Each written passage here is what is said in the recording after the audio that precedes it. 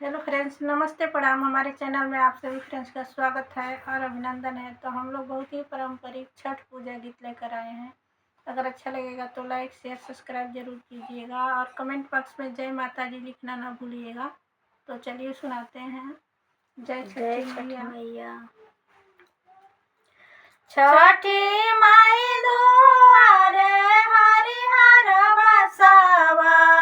बसवा केहू ना काटाय, बसवा केहू ना काटाय।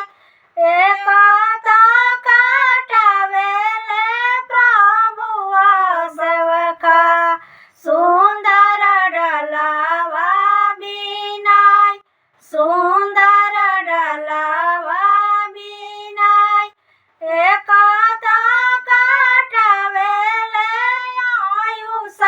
सेवका, सुंदर डलवा बिनाय, सुंदर डलवा बिनाय।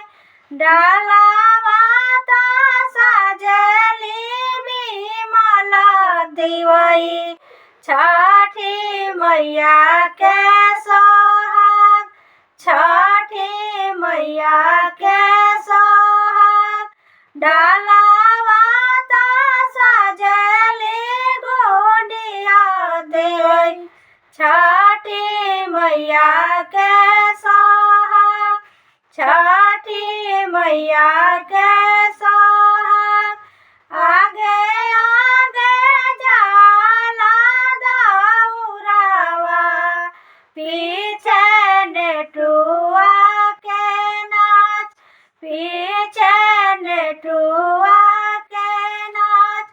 आगे आगे जाला दौरावा, पीछे नेटुआ के नाच, पीछे नेटुआ के नाच। ओकरा पिछवा जाली गुनी देई, छठी मैया जी के घाट, छठी मैया जी के घाट।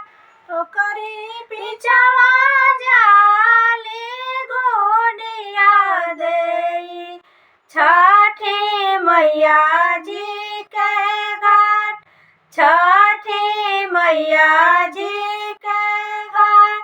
छठी माई दुआरे हरिहर